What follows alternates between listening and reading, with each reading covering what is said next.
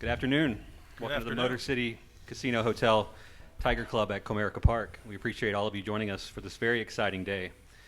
To begin, I'd like to introduce the gentlemen on the dais. We're joined today by Detroit Tigers Chairman and CEO Christopher Ilitch, Executive Vice President of Baseball Operations and General Manager Al Avila, Manager A.J. Hinch, and left-handed pitcher Eduardo Rodriguez. Additionally, we have some special guests joining us this afternoon. We'd like to welcome Eduardo's family to Detroit, including his wife, Catherine, his children, Annie and Ian, and his niece, Dubraska. At this time, we'd like to present them with a small token of appreciation and officially welcome them to the Tigers family.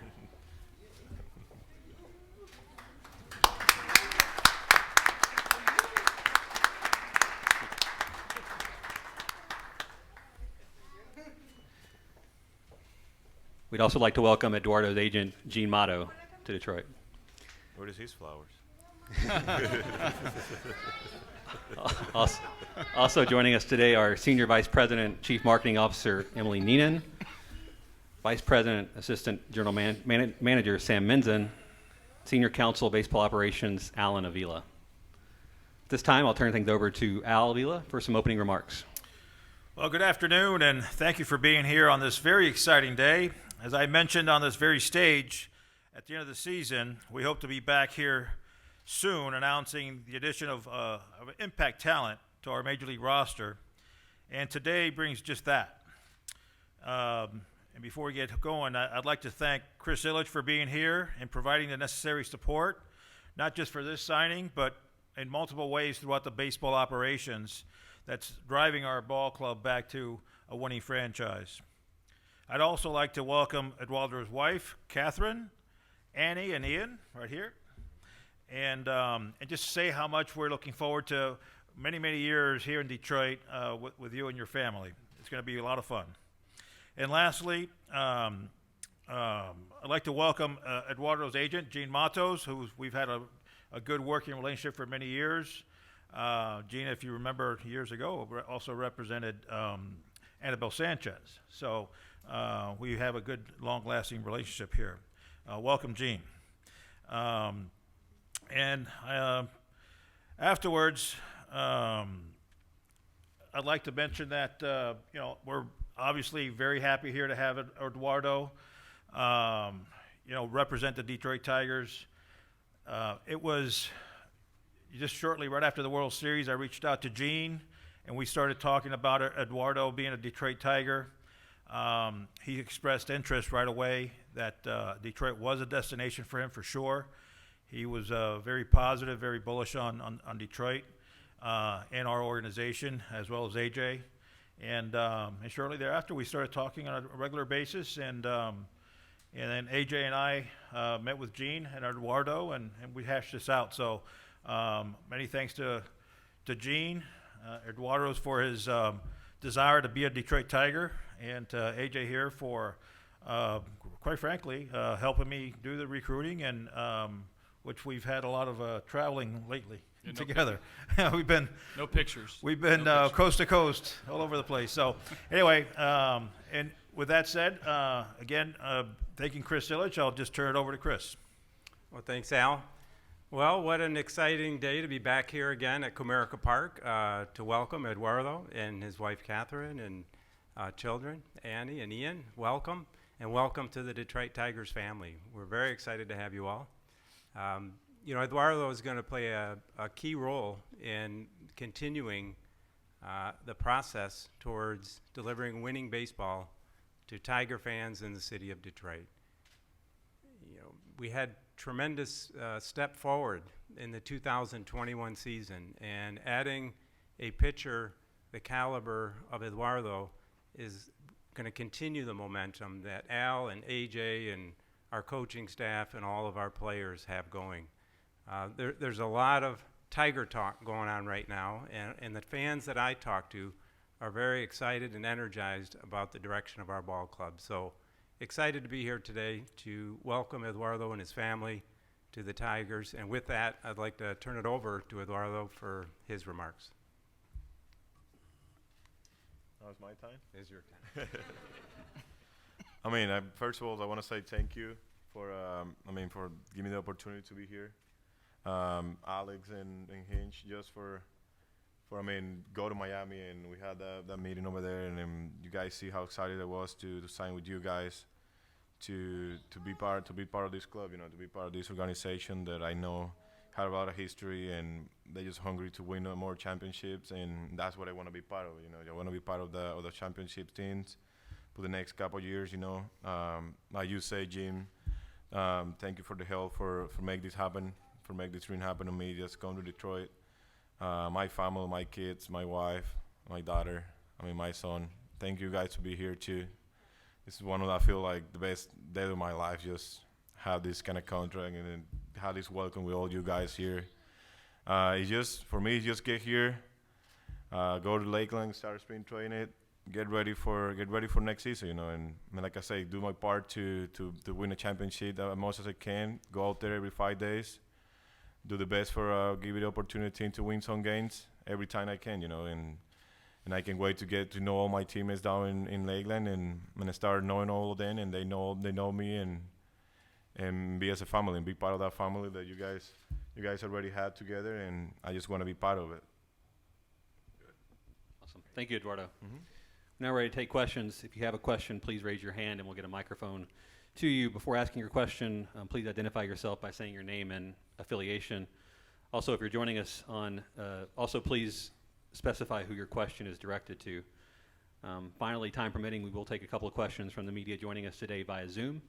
If you are on Zoom and have a question, just please use the chat function and put a note in there. And like I said, time permitting, we'll try to get to as many as possible. We'll start with Chris Mccoskey. Thanks. Chris Mccoskey, Detroit News. Welcome to Detroit, Eduardo. Thank you. I wonder, contract aside, what were some of the things, because you had a lot of interest in you from other teams, obviously Boston wanted you back. What were some of the things other than the contract that led you and was attracted to you, Detroit? I will say history. See the fans here. They love the fans here. The baseball they play here. I will say one of the special team was Miggy. I will say that because we're really good friends, and he started explaining me everything about Detroit, about how is everything here and all that, and he gave me a love with the organization and with the team, and now I like to be part of it. Thanks, Chris. Matt Shepard. Matt Shepard, Valley Sports. Welcome and happy holidays to you. Eduardo, from afar, how did you notice Detroit differently last year than maybe 2 seasons ago? And then for Al and AJ, after he's done, what about his makeup on the field and in the clubhouse is most enticing to you guys? Thanks. Can you say my question again? Yeah, I'm sorry. From afar, as you watched the Tigers play this past season, how much different were they, and how much did that play a factor into your decision? I faced them for the last 6 seasons already. I've been facing, I would say 6 seasons. I've been facing a lot, and I've been seeing the process and the different they've been made. Year by year, a lot of young guys, a lot of new players, and they start like contracting and growing up until like a championship team, and that's what I want to be part of it. That's why I decided to come here and be part of the growing team that they start making here. Yeah, so for us, Eduardo is a huge addition to our rotation. We said early on we had to get the pitching right, and this is a step in that direction. And it's because he's a winner. You just at the bottom line is he's a winner. When he goes out to pitch, he gives his team a chance to win, and which is what you ask every 5 days. So if you look at what he's done, his track record, how he goes about it, his pure stuff, his competitiveness, his durability, his ability to miss bats. He gets soft contact on the ground. Like, there's nothing not to like about him. And so he comes in and immediately improves our rotation that we're really excited about. So once we met with him, and you start to learn a little bit more about the person and a little bit about more what makes him tick, we weren't getting out of that restaurant without landing him. So it was a good marriage, because what he does well is exactly what we preach. What we preach, we feel like we can unlock a few things to make him even better. Thanks, Shep. Jason Beck. Eduardo, welcome to Detroit. I was wondering, when you pitched here against the Tigers, I think it was in August, it was right around the time that there was some buzz going around Miguel Cabrera's chase for 500 home runs. What was it like watching that atmosphere, and did that kind of make an impact in your mind as you were trying to think about where you were going to pitch next? I will say when I pitched here, I think he needed like 2 more homers, something like that, 2 or 3 home runs, and it was funny because it was me and Martin Perez pitching in a back-to-back, and we know like we just talked to him. I know we love you, bro, and everything, but this is part of the game. I don't want to be the 500, you know what I mean? And but I remember that really clear that we jogged and we had all those days, you know what I mean? And I pitched the first day, and I told him you to hit a homer of me, and I just told Martin the next day, good luck, bro. Don't give it to him, you know. So.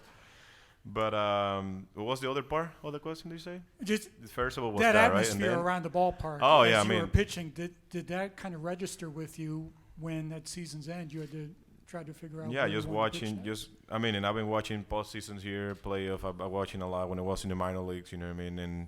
And I know how it gets here when you get to the postseason. I've been watching all the time, you know, on TV, especially on TV. And then when Miggy was getting close to the 500, I see the atmosphere here, and I want to be part of it. I want to be part of the postseason here and see all the fans and how they get here.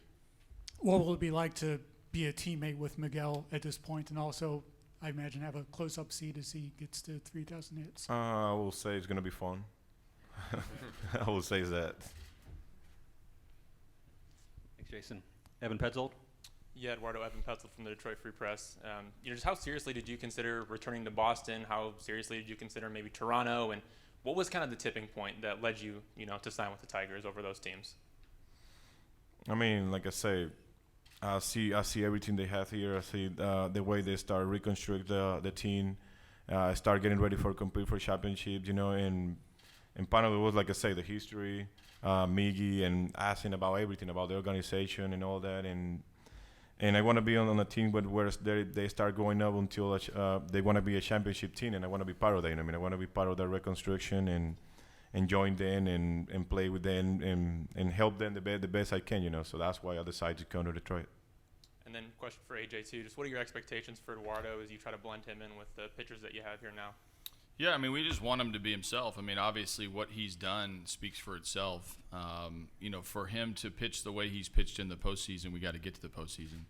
And he can help pave that way. But, really, it's like I told him in the meeting that we talked about him. If he's, as a leader, as an experienced pitcher, we are going to look to him to show us the way in a lot of ways. In other ways, if he wants to be vocal, be vocal. If he wants to be quiet, but take that ball every 5 days and give us as much as you can, as long as you can, and give us a chance to win. So he doesn't have to do anything more than what he's done, up to this point on how he prepares and how he shows up every 5 days ready to pitch. So, but we look for a lot of innings and we look for quality. That's why we signed him.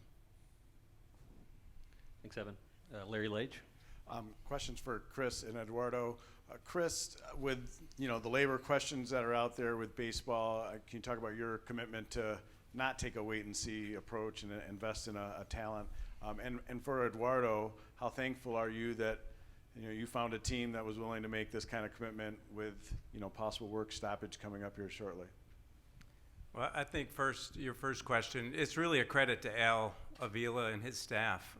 They did a lot of preparation through the month of October to really understand what were the needs of our ball club heading into free agency period in the off season, as well as what the marketplace was. So they were ready and prepared from day one.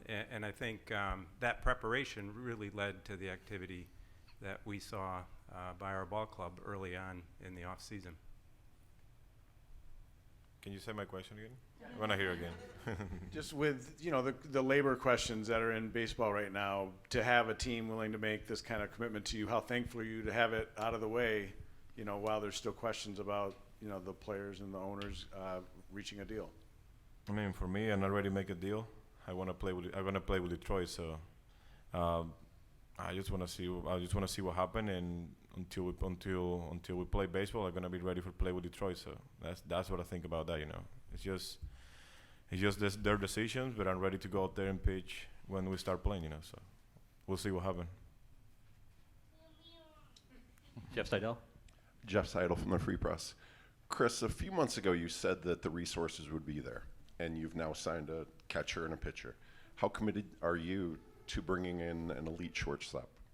Well, again, like you said, I've said it multiple times, and you just mentioned it. We'll have all the resources we need as a ball club to ensure we continue to improve and ultimately to be a playoff contenders and World Series champions. That's our goal. And so, Al has had a plan from day one, and he's been executing his plan very, very well. We've invested a lot of resources beginning of this plan off field, as you know. We've really developed a state-of-the-art analytics team under the direction of Jay Sartori. And we've also invested in our player development system, our facilities, as well as our scouting personnel to go out and find the very best amateur talent out there, bring into our organization. So we will continue to have the resources available to execute our plan toward our goal of ultimately competing toward a World Series championship. Go back to Chris Mccoskey. Eduardo, this is, I'm sure you have grown tired of answering a question like this, but every time we read about you going back, it's always, he tips his pitches. He's had a problem with tipping his pitches. Is that kind of gained a life of its own? Is that a myth? Or is that something you feel like you've kind of figured out and got under control in the last couple of years? I mean, I feel like at the beginning of my career, I was tipping a lot, like, be honest with you. And you can see the difference because sometimes I was throwing a versus pitch and the guys was just spit on it or make a really good contact of it and all that. But I feel like by the years I've been learning how to control that part, on the hard way. But I've been learning how to do it, and I feel like I can already fix all that, And even now I know how to, like, sometimes I go out there and play with the hitter's mind, just, oh, he's tipping and I know what he think I'm tipping and I just do it the wrong way or the other way, so. Gets swing on the miss on the pitch is right in the middle because he think it's a fastball and it's just a changeup, So he just I learned that way. Somebody told me told me how I'm tipping, and I just go and start playing with the hitter. You know what I mean? And I just do it like that now. Also just pitching in this ballpark. I mean, you had great numbers pitching at Fenway, which it blows people's minds. You're not supposed to have good numbers like that as a left-hander there. I know you pitched here before, but this has got to be a whole different animal for you to see all that space out there. I mean, I feel like for me, the way I think is no matter where I pitch, it's no matter where the ballpark where I pitch or all that. For me, just go out there and try to throw 6, 7, or 8 innings every time I go out there. Even if it's the biggest ballpark in the league or the smallest ballpark in the league, you still got to go out there and pitch, So just go out there, get 3 outs, get out of the inning, and go back to the dugout, go out there, 3 more outs, and that's it. No matter where you pitch. I mean, I've pitched sometime in Houston, and I get a easy pop on, and it's a homer. You know what I mean? And I pitch some with outs, and it's like a way deep, and it's just somebody cutting the ball in the outfield. So I feel like it's no matter where you pitch, you got to go out there and get 3 guys out, But I know I'm gonna have a really good hill over here with this ballpark. So. Bob Wojnowski. Yeah, Bob Wojnowski, Detroit News. Christopher, over here in the middle. Obviously, this is a big step in the rebuilding process, not the first step, and I don't think it's the last step. How more aggressive can you be with the labor, as previously mentioned, with the labor unrest possibly looming? Can you still be aggressive going forward in this offseason, or do you have to wait until that's settled? Yeah, I think it's a good question for Al, but I would tell you, Wojo, again, Al's going to have the resources that he needs to go out and accomplish what he thinks we need to accomplish in the off season. He and I talk about contracts and different contract scenarios quite often, and we've got an open mind to anything is really on the table as it goes regarding that. Having said that, we also want to make sure that what we do going forward allows the organization sustainable success over the long haul. And so we need to keep that in mind. Evan Petzold. Yeah, question for Chris, just to follow up on the last 2 questions here about the shortstop situation. You mentioned sustainability. I mean, how do you feel about a $300 million contract going out? I mean, is that something that you're going to let Al do, or that's going to be a part of the plan, or no? Well, again, I would. Why did you just keep it at 300? I mean, Yeah, again, I would defer to Al in terms of, what he and AJ on field, and Al as our general manager believe our organization needs to accomplish our goals and to execute our plan. Again, the resources are going to be there, and I know Al and AJ and myself are all very aligned on making sure that when we talk about contracts and new contracts through free agency or even trade, that we need to be mindful that our goal is not to be good one time, but to be good over the course of time. And we really are shooting for sustainable success in competitive baseball over time. And so we're going to be mindful of that as we look at contracts going forward. Thanks, Evan. I think we have a couple questions from the people joining us on Zoom. We'll go first to Cody Stavenhagen. Yeah, Cody Stavenhagen of The Athletic. Question for Eduardo. Just given where you were at in 2020 when you missed the season after having COVID, how good does it feel to sit up here and know you have a 5-year contract? I will say it feels really good. I mean, I can't feel more happy than I feel right now that I just signed a contract. My family is here. I will say nothing can feel better than this, And you're talking about 2020 and this season and this past season, and I feel like I'm glad to have the opportunity to go out there every 5 days and be available to go 30+ stars this season. After everything I've been through with Kobe and all that, so I just feel happy with everything that happened to me right now, Also a question for AJ. You took this job just a little more than a year ago. What does it mean to see Chris and Al continue to kind of live up to the promise, and now you're up here signing an established pitcher? Yeah, no, I mean, it's, we need to continue to make progress and take leaps forward. I mean, we want to win. And that was said at the beginning of my time here when we sat down for dinner and when they offered me the job. And, it's been constant communication. I think that's one of the things that probably doesn't get talked about a lot is the amount of time that Chris and Al and me and my staff and Al's staff, and we're all trying to get this right, and we need good players to do that. And this is a great step in that direction. When you can, we were at our best last season on a season that was very successful in its own right, but not successful in the standards that we're going to have moving forward. We were good when our pitching was good. When we had good starters, we felt pretty good, and the next day starter, and the next day starter, and the following starter, and you're rolling out Mize and Manning and Skubal, and Tyler stepped up and did his thing. Willie Peralta did his thing. Eduardo's now going to do his thing. Like, that's how you build a winning season. So Eduardo coming, for me, it shows that people outside this club have an understanding of where we're going. Because the people inside this club, we've been saying the same thing internally since the first day that I've been on the job. All right, thank you. Thanks, Cody. We'll go to Julian McWilliams. Hey, Eddie, what's going on, man? You obviously spent a lot of years in Boston, and just wanted to, get your thoughts on as you reflect on the years there, and obviously you came into your own there. Just what was that experience like, and as you reflected over the last week or so? I mean, I will say, and I'll say what up, bro, again. After I play, I feel like I have a really good time with Boston. Really good. Every year that I played there, winning the World Series, which was special for me. Every playoff game, everything I do over there, my teammates, John Farrell, Alex Cora, the managers that I had over there, everybody. But for me, I feel like now it's time to move on, man. Move on and go to the next part of my life, which is what I'm starting to do right now.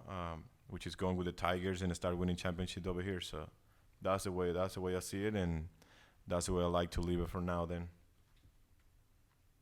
And was there any thought or really thought for you to when you had to? Was there any thought to go into the qualifying offer? Did you ever really consider that?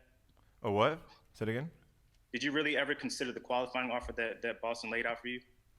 I mean, do you want to change? I'm going to be honest with you. Do you prefer 18 or 77? 77. I mean, I'm honest with you. Nah, 77. You know what I mean? Yeah. So, just thinking about me and my family, man. That's why beyond that part about money. Just like just thinking for me, my family, my future, my 2 kids. You know what I mean? But another way was just like I know was a lot of teams out there that they wanted me to sign with them, or there was on Instagram, you know, I mean, discussing a contract and all that. But after I talked to Miggy and I started and see what Detroit is, what Detroit's all about, I make the choice and decide to sign with them. Thanks, Julian. We'll take one more for Zoom. We'll go to Alex Spire. Eduardo, good to see you, man. Too. In terms of this contract, were you concerned this season, given that it was kind of up and down and that it was coming off of the lost season last year? Were you surprised at the level of interest that you found in free agency, that a team was willing to go to 5 years? Did you see that coming? And what kind of talks did you have with the Red Sox about how far they might be willing to go, how many years they might be willing to sign you for? I will say I'm not surprised that the interest that I have from the teams, and especially for the Tigers, because I mean I go out there every 5 days, you know, and when you go out there every 5 days and do the best you can do, I feel like a lot of teams gonna be looking for you, you know. I mean, and I would tell you guys all the time that I was in Boston. I mean, I just like to go out there every 5 days, pitch, do the best I can for help the team to win the games, you know, and that sort of thing is. That's the way I see it. You know, I mean, go 35 days and you're gonna get people attention. You know, and what was the other part? The last part that you're saying? You know, the fact that the Tigers did go to 5 years. How far? You know, what sense did you have about how many years the Red Sox were comfortable going to? I mean, like I say, I was starting the teams that I was interested in me, I'll come to and talk to me. You know what I mean? And they had the offer. I like it, and I don't feel like I'm gonna wait more longer than that, you know. And they have it. Like I said, I studied the teams that I was interested in me, and the Tigers was the one to decide, and I'm just happy to be here.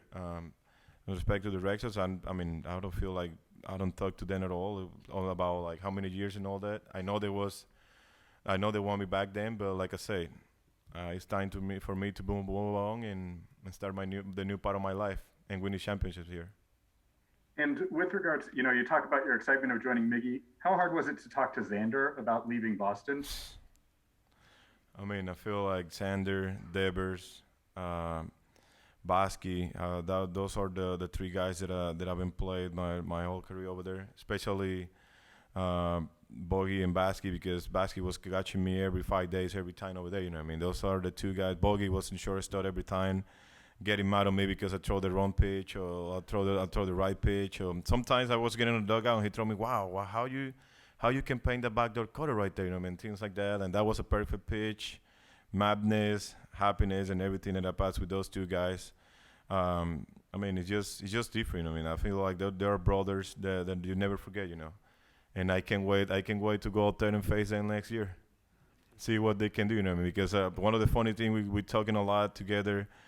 Mccoskey just told me all the time, I'm gonna hit a homer, I'm gonna hit a double, and Bogarts too. And I told them all the time, and next year when I face you guys, I'm gonna strike you out. So we'll see how that goes this year, next season, you know.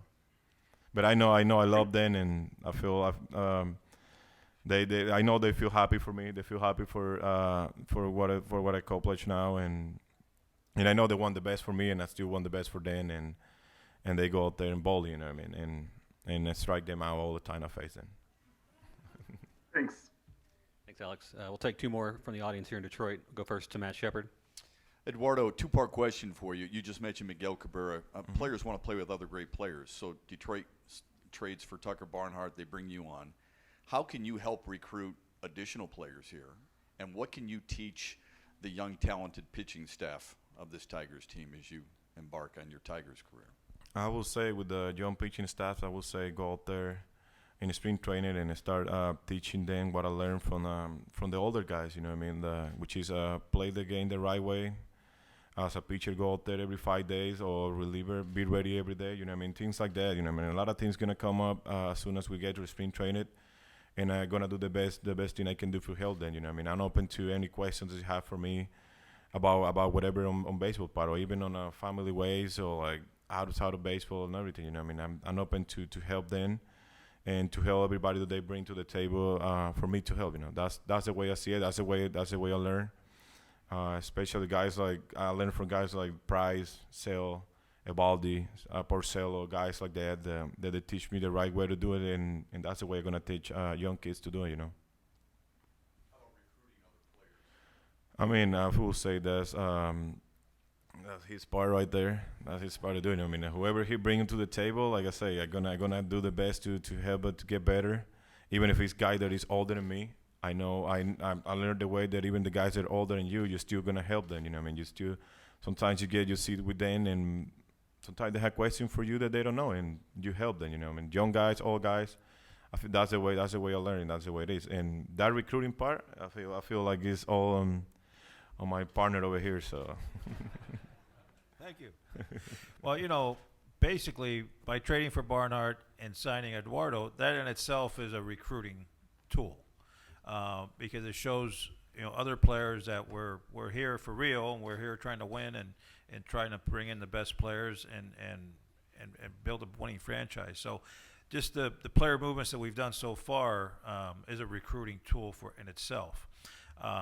Not to mention, I think I have the best manager in baseball. That's a great recruiting tool. He's been traveling with me all over the country. So, but anyway, that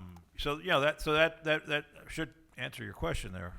But yeah, the players are engaged. I mean, Miggy's engaged. He'll call whoever we need to call. I know Eduardo the same way. Players talk to each other all the time, and so and they're just the message is Detroit is a good place to play. Thanks, Shep. I'll take one more. Mike Stone. Yeah, Mike Stone, 97, won the ticket. Speaking of other players, AJ, since the photograph of the world's most famous brunch became public a couple of weeks ago, obviously fans are very excited with the possibility. I don't know what you're allowed to say or whatever. Is there interest from Carlos to consider Detroit heavily? And what was this, your breakfast into lunch? How did that deal? Mean, I had a ham and cheese omelet. I didn't order lunch, so it was only breakfast. And I didn't realize it was as big a deal as it was. He's having a baby, delivering a baby gift. So there's a lot to like about players out there, and we're trying to get better. And so obviously we can't really discuss the specifics on things. I'm going to let people speak for themselves. So if you want to call these guys, you can call whoever we've talked to. But we want winners here, and we want to win. And that's the reason that we're here today and signing this. It's the reason that we made a transaction on the first day of the off season, and getting Tucker Barnhart. There's more conversations to be had. There's a ton of interest in coming to Detroit by a variety of players. And that's because I think people are aware that our trajectory is going in the right direction. So great conversations, not just the one that was photographed. There were some unphotographed ones. You guys can seek those out. Some really good meals Al and I are sharing. The most successful one to date has been the one that's sitting at this table right here signing to help anchor our staff. Thank you. That'll wrap up the Q&A portion today. To conclude today's press conference, Chris Ilitch and Avila will make a special presentation to Eduardo.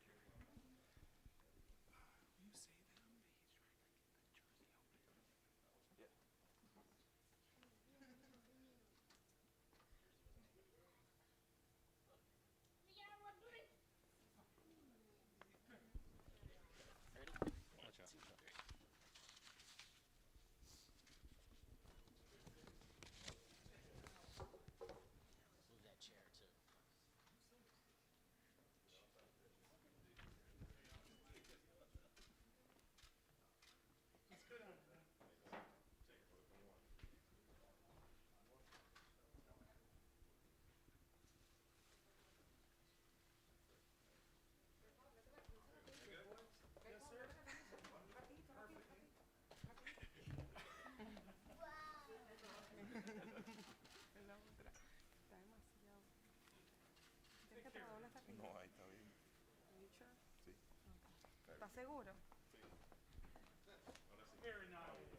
Come a little closer. That's great, guys. Ready?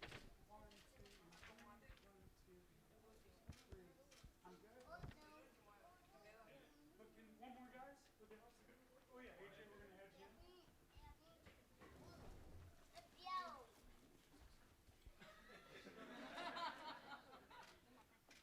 Right here first. 1, 2, 1, 2. And be still. Here we go. Perfect.